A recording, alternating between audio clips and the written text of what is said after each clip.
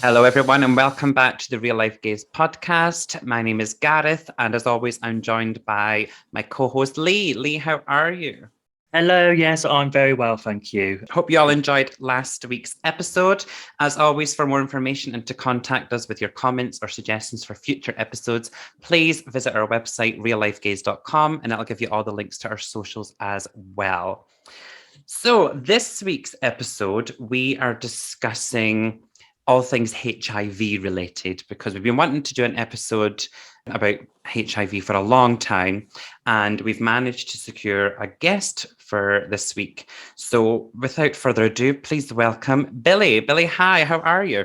I'm good, thank you. Thanks for the invite. No, you're welcome. Could you please tell our listeners a bit about you and what it is you do for a living? Well, I presently work for Sexual Health Dorset. I'm a sexual health advisor / nurse.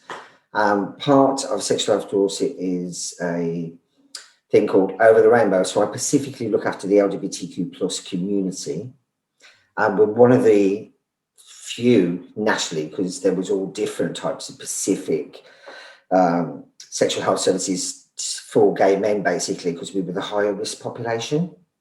So bloodborne viruses, HIV testing, vaccinations, and we're really lucky that we've kept it going. So, yeah, so that's what I do and have been for 20 odd years. That was my next question. How long have you done it? So 20 odd years. So you're the perfect guest for this topic then.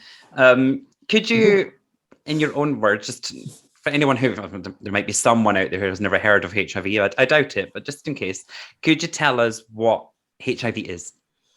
So HIV is a human immunodeficiency virus. So it's a virus that attacks your immune system. And if it's not treated, that's what leads to AIDS. And a lot of people want to know, is HIV and AIDS the same thing? Mm-hmm. And they're not, okay? So you can come into contact with HIV, and if it's not treated, like I said, that's what leads to AIDS. And AIDS could be an accumulation of different diseases, okay? You get what I mean?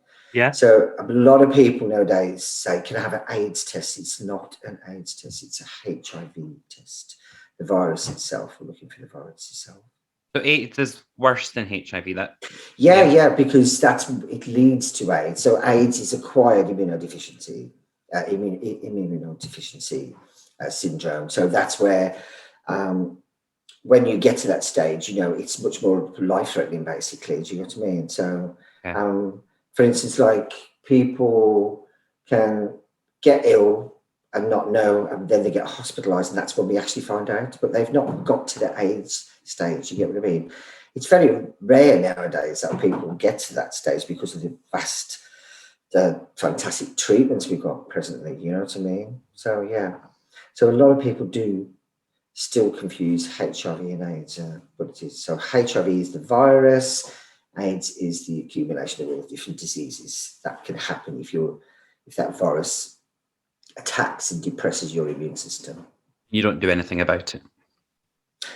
Yeah, they can treat them and put them on treatment, but some people, for instance, lots of people abroad, like in third world countries and stuff, where there's counterfeit drugs, poor health care. You know what I mean? No one should die of AIDS in this day and age in our world, really. No, you know what I mean? Definitely not. Agreed. So what would you say, like, the common symptoms are to look out for someone who thinks they may have HIV or contracted HIV, and would they differ in men and women? Yeah, I don't think they're different between men and women. Right, okay, so what happens is if you come in contact with HIV, you zero convert, and it can happen within the first 6 weeks. So what that means is you'll get the most common symptom would be swollen glands, lymph nodes, night sweats, fevers. But I've known patients who've had a fungal infection or a rash. So it can present in any way, okay? So there's things that we call indicator conditions. So if we train our GPs so that if Joe Bloggs or Sally goes to the doctors and they say, look, I've got this, they should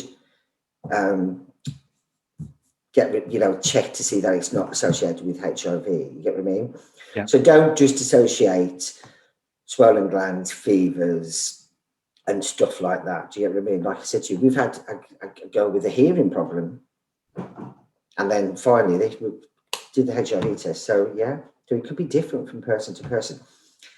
Difference between men and women? I can't say there is really, but I might be wrong. But you know, but yeah, usually, and you can brush it off as like a flu or a cold, or it can last for ages. It can last for months. It might be just a little niggling thing. Do you know what I mean? Yeah. You should always have a HIV test, and you know, if you put yourself at some sort of risk, you know. So, I mean, because obviously the world just now is very heavily focused on testing themselves for COVID.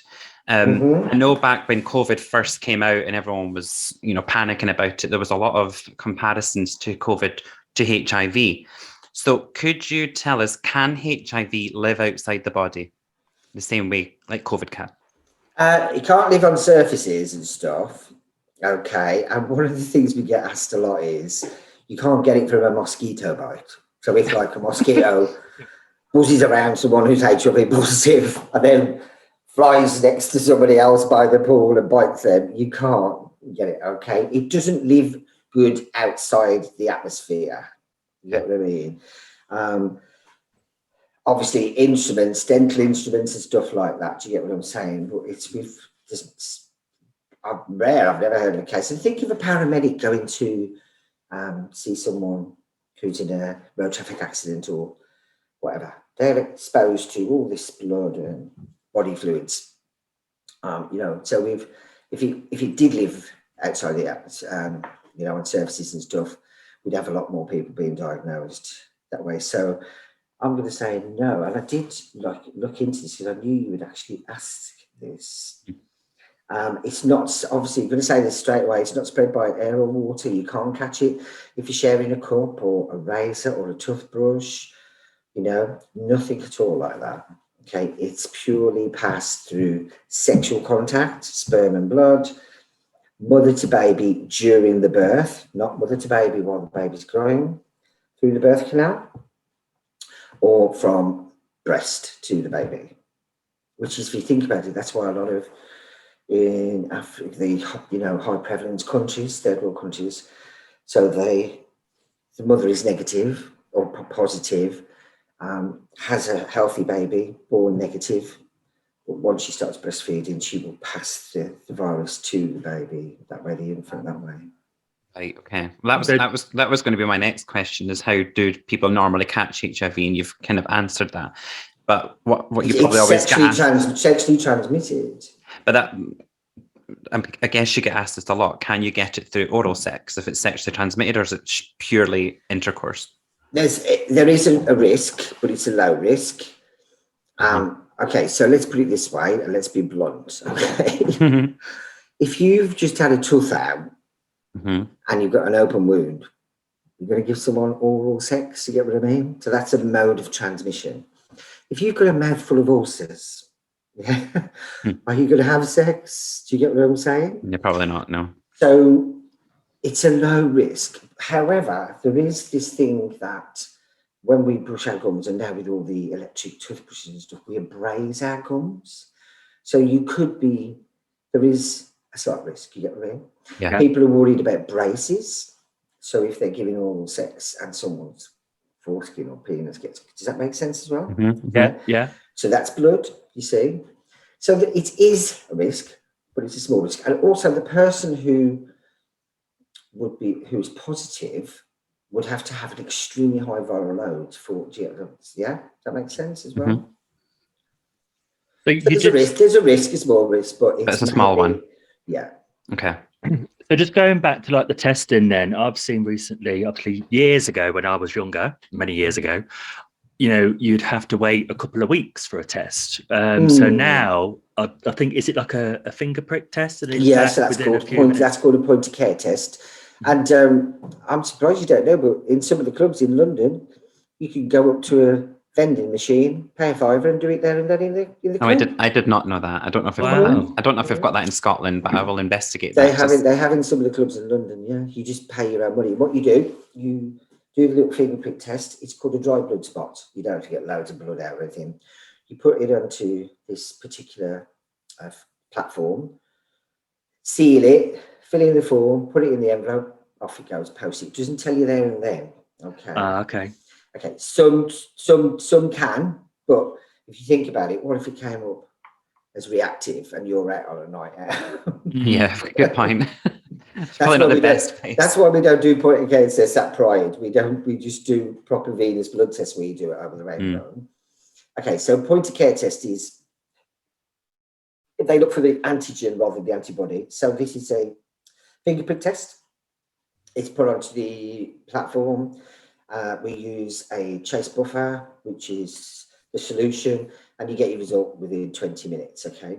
If it comes up as reactive, we will then say to that person, we now need to do confirmatory bloods with venous blood, since it's a proper blood test. Okay. You can get a false positive. Yeah. Yeah. Do you get what I mean? Yeah. You can get these from telling kids just to do them yourself at home.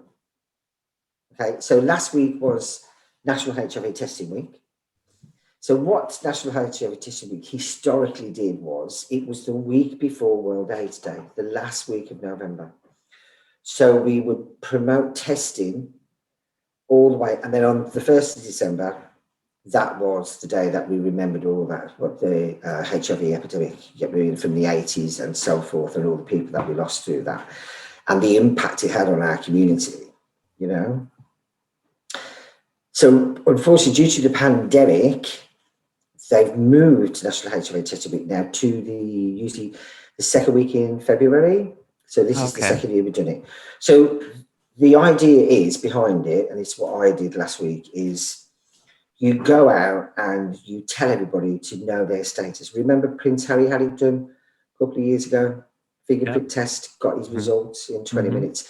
We need public people like that to do it. Do you get what I mean? But, so it's to tell everybody you should know your status, whether you think you put yourself at risk or not. When someone says to you, do you know if you're HIV positive? You can say, I'm negative, I'm positive on treatment, whatever. Do you get what I mean? Well, there's no excuse if it's that easy to get a test now. There really is no excuse. So easy, so easy, you know. And every single person that comes through our clinic, whether gay, straight, bi, whatever, they're all offered a HIV test. And most people take it up. You've still got that stigma though, where people are like, oh no, I don't want to know, you know. But everybody should know. Yeah. It's so simple, you know, definitely. Yeah. You mentioned, sorry, go on. Sorry. No, I was just going to say, a lot of guys negotiate now on geosocial networking, Grindr, Scruff, whatever, Tinder.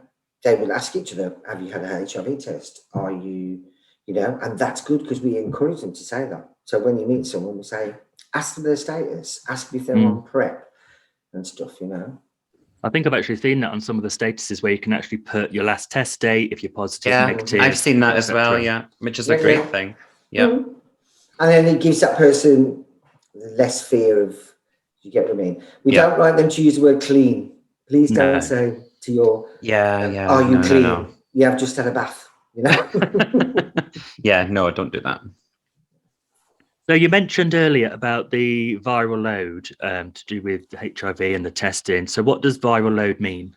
So viral load is the amount of virus in the body. Do you get what I mean? So the medication that you're giving to is to try and decrease that. Okay, it goes below a level and increase the CD4. Okay, so if your CD4, which is the cells, if they fall below 200 or at 200, then you are in that AIDS state. You've developed AIDS. Right, okay. Because the viral load is incredibly high. So I'm doing this with my hands and you can't, I don't know why. No, it's all right. So we give you the medication to decrease the viral load and increase the CD4. Okay, so a healthy, a negative person should have a CD4 count of between 300 and 1,200 or something. You get what I mean? Mm-hmm. Yeah. So the antiretroviral therapy that our positive patients have, they've got really healthy CD4 counts. And we used to, every time we saw them, we used to do blood tests for them.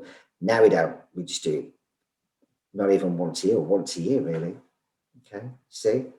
Mm. But if there's if someone doesn't take their treatment, then this can go back to this. You get what I'm saying? The CD4 can drop and the viral load can increase. So when the viral load gets to a certain count, that's if we took a fingerprint test and looked under a microscope, we could barely see it. That's called undetectable, but you are still positive. But that was my next question. As I hear a lot of people say to me, "Oh, I'm HIV, but I'm undetectable," and it's dreadful to say it as a gay man. I didn't know what it meant. So, what does that mean? Really? Okay. So, like I said to you, it means that the virus is undetectable if we can't see it, and it's like there's a marker in the blood. Okay. So, Gareth, for you need to Google. Oh no, I know now, but I mean, like, no. Listen, you need to Google U equals U. Have you heard of that? Have you heard of that? No. Okay, so this is the promotion. It means undetectable equals untransmissible. Ah, right. Okay. You see? So with you, a lot of guys who, like I said, let's go back to geosocial networking, Grindr, you will see if they put U equals U, they're telling you that they're on treatment and they're undetectable. Okay. If they take their medication properly, and HIV positive people, they're so proud to be undetectable nowadays. Okay. It's some say it's the new negative. Okay. But it's, they're not negative. It's still there, but they can go on and have children without protection. They cannot pass that virus on if you have unprotected sex. Right. So they can live basically a 100% normal, healthy life as long as they keep taking their medication. 100% normal life. Yeah. Okay. And just like the rest of us, then it's all those other factors that kick in: smoking, diet, obesity. You get women drinking, heart disease. Yeah. I think it's just the people I've asked before about what do you think undetectable mean, and then when I tell them, they're like, why is it called undetectable? Why is it not called untransmissible? That would be a little bit more easy to understand. That's why U equals untransmissible. Yeah. Everybody listening, please have a look at U equals U. Yeah. U equals U. Information, yeah. So in relation to medication, so say if someone's HIV negative, there is a thing called PrEP. Would you be able to tell us what that is? And do you feel that every gay person or gay man or female, etc., or anyone who's sexually active should be on PrEP? Right, PrEP is pre-exposure prophylaxis. Basically, it's antiretroviral therapy.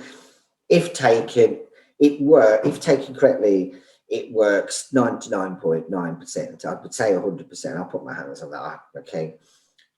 For us, when I prescribe it for my patients, we give them 2 dosing regimens. This is really cool. Okay. You take 2 tablets on your first day and then 1 tablet every day after that. And you will be safe from contracting HIV if it enters the body. Does that make sense, yeah? Yeah. The other dosing regimen, which I like to call disco PrEP, okay, which it means if you're going away for the weekend, you think, I might get lucky. You take 2 tablets, let's say, on the Friday, 1 tablet on the Saturday and 1 tablet on the Sunday. However, if you take the 2 tablets on the Friday and you get lucky that Friday night, and then on the Saturday when you've taken another tablet and you get lucky again that night, you have to have 48 hours without sex and a tablet on each day. Does that make sense? Yep. 2 tablets, and you only have to wait 2 hours. So it's 2 to 24 hours, and there will be enough of the drug in your body to protect you. It's actually called event-based dosing, but I like to call it disco PrEP or weekend PrEP or party PrEP. Now, a lot of people are quite, they plan, like they're going to Brighton or they're going to go to a sauna or they're going to Birmingham, you get what I mean, for the weekend. So that suits them because they don't want to take this tablet every single day. Yeah. However, the way we explain it to patients is we prescribe a contraceptive pill for a girl to take every day to prevent pregnancy, and she's not having sex every day. So take it every day like part of your multivitamin regimen. You get what I mean? Are there any like side effects from taking PrEP? Okay, so seriously, it's tolerated so well. There are two main side effects: bone density, so it can affect your bones, but that's long term. You're not going to end up with a broken neck after taking PrEP for a couple of weeks or something. But if you reported a history of fractures or brittle bones, then the doctor will review that and say, well, this isn't for you. However, we don't screen for that, test for that. Do you get what I'm saying? It goes on clinical assessment. The other effect is on the kidney, but it's on a long-term basis. Now, guys, you're not going to lose a kidney or have to buy one online or anything like that, all right? It's the filtration part of the kidney. So basically, we look for a ratio between, it's called the EGFR, between 60 and 90. If it falls from 90, getting towards a 60, then we would review that, say, look, this actually isn't for you. Don't worry though, because there is alternative treatments. They're not available on the NHS just yet, but there is other medication. What's fantastic is it won't be long before this will become injectable. Oh, okay. I did see that in the news a few weeks ago. Is it 2 injections every couple of months or something? Right. What you're talking about, Lee, is that's for HIV positive patients. So they will get it first. It's one of them is the same drug, but they have another drug to go with it. So they get 2 injections, one in each buttock. Okay, I think it's from April, and every 2 months they get that. When you're negative and it's HIV, the PrEP becomes available in an injectable. That will be a 1 injection. Okay. How long do you do that? Sorry, every 2 months. Wow! So it's, instead of taking a pill every day. The way science and medicine's going, it'll be like once every 6 months, or who knows? Hopefully, yeah. Or you'd even be able to do it at home yourself. Who knows? Am I right in saying that the UK was a little bit behind America with regards to PrEP? Because it's only until recently I've started seeing it in the news and on Grindr, for example, when you go onto it, it pops up. PrEP is now available free on NHS. Register here to get on it, and I was like, oh. Was it not always? Like, when did it become? No. But it was very expensive at first, and lots of guys self-source, and lots of guys do self-source. So, guys, listen, go straight to your sexual clinic, ask for PrEP. It's available now. But it's quite cheap. It's from I Want PrEP now if you want to purchase it, because a lot of people like to keep it private. But remember, guys, if you are taking PrEP, we still need to manage you. Like I said to you, that kidney function. Do you get what I mean? Yeah. We still need to do your blood. You still have a HIV test every 3 months, syphilis test. You still need to go online and order your urine, throat, and rectal screens for chlamydia and gonorrhea. Get what I mean? Yeah, I'm not. Yeah, America did have it first, but it was, their healthcare's totally different to ours. It's completely. You can't really compare them, I suppose. And I'm guessing. It's not just for men now, because obviously we saw in the news recently in the UK that more heterosexual couples are testing positive than more so than homosexuals now for HIV. So I'm guessing PrEP's not just for a gay man. No. Anybody can have PrEP, but it's different for men to take it to women. So, for instance, a girl remember I just said to you, we have to take 2 tablets and then you protect it after 2 hours. How long for a girl? 4 hours? 7 days. What? Why? Yeah. That's a lot of preparation, isn't it? I'm not. Well, it's the vagina. Oh, well, the vajayjay. Okay. The vajayjay. So it's a bit different for ladies. Okay. Yeah. So girls take it for 7 days, no sex, then they carry on 1 a day. They can't do event-based like we can. Right. And straight guys, yes, they can take PrEP, but it's more important. You know what I'm saying? They would have to take it daily as well. It's but for anal sex, 2 to 24 hours, guys. 2 tablets, you're protected. Yes, as we said, there's no excuse. That's the reason we like everybody to go on daily as well, because a lot of guys go, oh no, I plan everything, and then one lad comes and says, my grinder went ping, and there was this dude. I thought, oh my god, I'm so pregnant. And he said he wouldn't wait 2 hours, the fellow wouldn't, because I said, see, take it daily, be prepared. Yeah, that's right. So about testing then. So say, for Yeah. instance, a guy or a girl go out on a night out and they think, they thought a condom was being used and they think they may have, contracted an STI, a sexually transmitted infection, or HIV. Mm-hmm. So where can they go for a test? And if they are positive or anything like that, what support is available? Okay, well, first of all, we talked about PrEP. We need to talk about PEP. So PrEP is right. PrEP is pre, before. PEP is post-exposure prophylaxis. So if you think that you've been exposed to HIV, you need to get to us within 72 hours, and we will give you medication to prevent the virus in your body. Think of it like the morning after pill. Yeah, I did not know that existed. Okay. You didn't, Gareth? No. I did not. No. PEP and PrEP. Okay. PEP has been about for ages. Now, there is very strict criteria for it. It's a 28-day course of medication, okay, and again, it's a combination therapy. It's got really quite heavy side effects like gastric stuff, diarrhea. It's not tolerated very well, but it works. So that's it. You can go to A&E or condom split. We do give it to, let's say, for instance, a sexual assault victim by an underlying person, there is strict criteria, okay, like if guys will go and have unprotected sex or whatever, and then the condom splits or whatever, and then the person turns around and says, well, I'm actually undetectable. That's fine. If they're not going to tell you they're undetectable, you get what I mean? You're not going to get HIV like that. It's not an anti-anxiety pill. It won't take away that anxiety. You get what I mean? Okay. You have to wait now for 6 weeks for the winter period of exposure to HIV. So if you think you've been exposed to HIV, get to A&E. Like I said to you, ask if you are a candidate for PEP. Okay. We won't give it from being bitten or spat at or stuff like that. We used to get a lot of doormen and policemen very frightened. They caught HIV by people who bit them or scratched them, or prison guards. Now, it's, you know what I mean? So 6 weeks for HIV exposure. If you thought chlamydia and gonorrhea, that don't test for at least 2 weeks, because it won't show up. It's all everybody does that. They go online within hours after they've had sex, get to test and test too soon. Do you get what I mean? Yeah.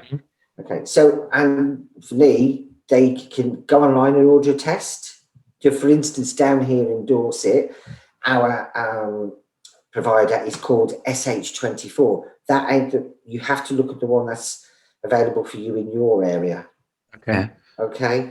So just put home testing. Now, be careful, because some will charge. They're free. Right. They are free. You can make an appointment with your sexual health clinic, okay, as well. Okay? And that is all confidential, isn't it? You said before, completely like to buy their PrEP to be private. So obviously, your GP and the clinic are two separate. Completely. They nothing goes to your GP because on your medical records, your sexual health records are completely and utterly separate. So please don't worry about that. Do you get what I mean? I mean, people come in and say, what's your name? They go, Alan Smith, and you go, no, it's not. They're all Alan Smith or Henry Smith, or they can't think of a really cool name, But in touching what Lee just said there, if down the line it is then positive, what advice would you give to that person? What the HIV? Yeah, it comes back positive once they've got their test. Okay, so the one thing I've learned in this job is when I give someone a HIV diagnosis, I make sure it's done with the utmost kindness, and because they are going to remember that for the rest of their life. To remember the day that they were told they were positive. Do you get what I mean? Yeah, of course. Yeah. So I make sure, okay, it's no good going, oh, this is bad news. It's never delivered like that. Or listen, I've got something, you know what I mean? We don't deliver it like that. Mm-hmm. So we go for the fact that this is a manageable condition. What you've got is treatable. You will live to be 100 and beyond. You can, if they're heterosexual and they want to have a family, that will happen naturally. Okay. So that's why the HIV testing week is absolutely vital to destigmatize it. People are still in this country stigmatized by sexual health. Yeah. You know, they walk into the clinics with their heads bowed down and like as if someone's outside with the binoculars trying to see who's going in. Sexual health is really important. It's not just about transmission of infections, pregnancy, contraception. It's about us as human beings developing personal relationships, romantic relationships, body image, self-esteem. Do you get what I mean? Yeah, 100%. We should be looking after our sexual health. So yeah, when you get a diagnosis,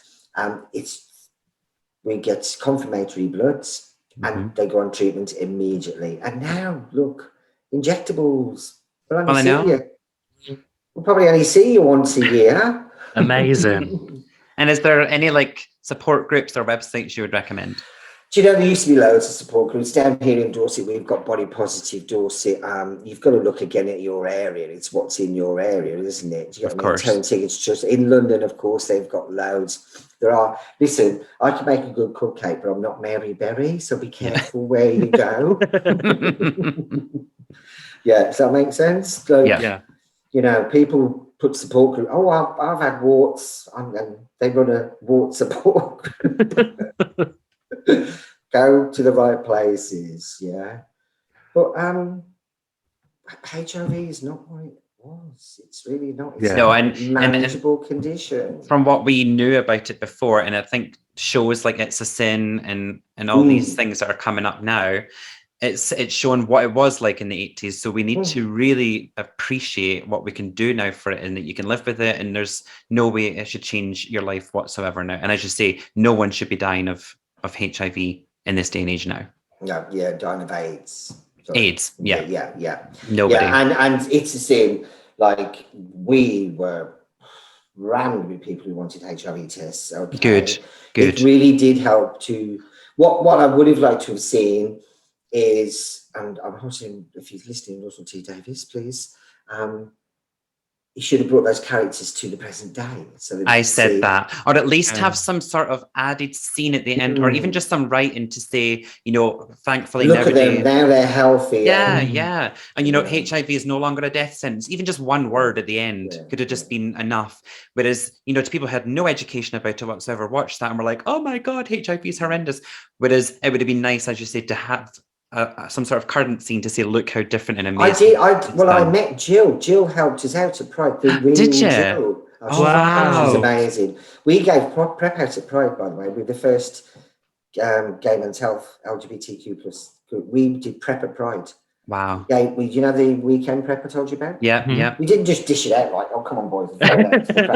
You know, they actually had to come and have a fingerprint test, give us the details. They took 2 tablets there and then we gave them 2 tablets to follow up. Brilliant. Jill worked with us, the real Jill. She's amazing. And well, I can't say because I might be going to say that term, but she said there is a continuation somewhere. Ooh. Interesting. Okay. Enough said.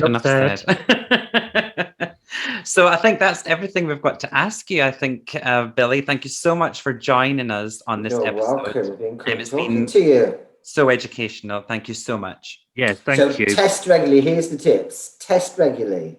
Get PrEP. Not everybody, but Lee, you asked me earlier, should everybody be on PrEP? Not really. If you're in a healthy relationship, it's monogamous. Why do you need it? Yeah. You know what I mean? Okay. Don't use it as an anti-anxiety pill. It's medicine as prevention. Yeah, 100%. Thank you, guys. Good to talk thank to you very much, Billy. You take care. Thank you too. You too now. Bye. Thanks, Ed. Bye-bye. Well, there we go. That was Billy. What did you think, Lee? Really good, really informative. You know, I even learned some bits myself. Obviously, I'm a 40-year-old gay man. It's amazing that there's these new things out now called, you know, the PrEP, you know, something that you can look after yourself before, having a sexual experience. But then also, if there has been a risk or anything like that, and you're a bit unsure, there's somewhere you can go to and have medication and support after that. But also there is support out there as well if you do test positive. Well, like we said, for those that listen who's not seen the Channel 4 short "It's a Sin," that's what we're talking about towards the end of that interview there. And he references Jill. Jill, the character in this TV series, is based on a real life Jill. And she's a huge support for those who suffered from HIV and died in the 80s. I would recommend everyone to watch it, but as we said, we just wish there was some sort of extra scene at the end, or even just some writing to say, this was the 80s, this was how horrendous it was, so many people died. Whereas now, like you say, what Billy said, how he delivers the news to someone that they're HIV, you saw it in that "It's a Sin." It was delivered in a way that this is a death sentence. I'm so sorry to deliver this news to you. You've got HIV. And then they would come out that room and they would burst out into tears, hysterically cry. And it was the same on that TV series Pose. It was exactly the same. I remember. I watched it on Netflix. It's, again, horrendous. So many people died because it's based in the same kind of time. And them getting that news is so different. Whereas now it's like, yep, here's these pills that you can take once a day, and it's not going to change your life whatsoever. It's not as scary as it used to be. How amazing. You say about the medication at the minute, it's tablets or something like that, but with this injection in the future, every couple of months, or it would be hopefully in the future, like years to come, it could be just like having a vaccine once a year or something. We already know how amazing science is just now, how quickly we got the COVID vaccine. So technology is advancing so much now. There really is no reason, as Billy said, and we can't stress it enough, there's no reason to be dying of AIDS in this day and age. No, definitely. Yeah, so we will link to some support websites out there, or just for more information about HIV. But again, I learned something I didn't know. There was a thing called PEP. I had no idea. I didn't know you could get a vending machine in certain clubs. The prick test, I thought it was brilliant. And PrEP is not something that I'm on, but it's made me seriously consider going on it. It's free in the NHS, so it kind of, he did say that not everyone needs to be on it, but if there's little side effect and it's free and it gives me peace of mind, why not? Why not? So yeah, I really enjoyed having him on. I've learned a lot, and hopefully our listeners have as well. But he didn't get to do our spin the wheel because he's a busy man. Oh, yes. I know. So it's just me and you, Lee, just me and you. So Billy he was doing that interview from work, and he had some patients come in. So it's just left to us, Lee. So get into your dress. Is Tiff Hold ready? on. Here we go. Costume change. Quick change. I'm ready. For those of you who don't know, every week we're going to do a spin the wheel. This week it's who's most likely to. So Tiff, spin it.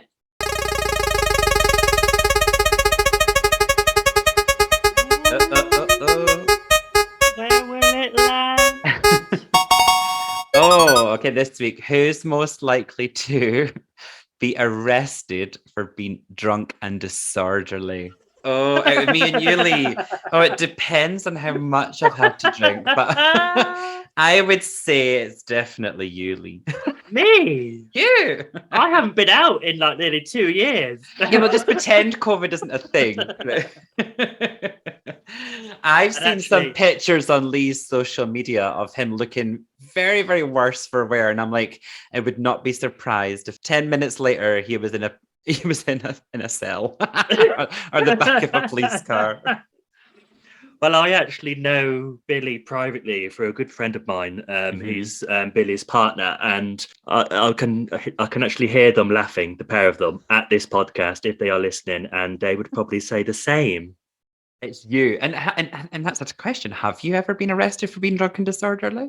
No, never. I've never been caught. Well, touch wood, I haven't yet, and hopefully never will. But I think out of the two of it, I'm a good boy. And I tend to only drink indoors. I don't. Hold on a minute. You're saying you're a good boy. I am. I ask anyone. Oh, okay. So yeah, that was our spin the wheel. Definitely Lee. But we love you for it, Lee. Thanks.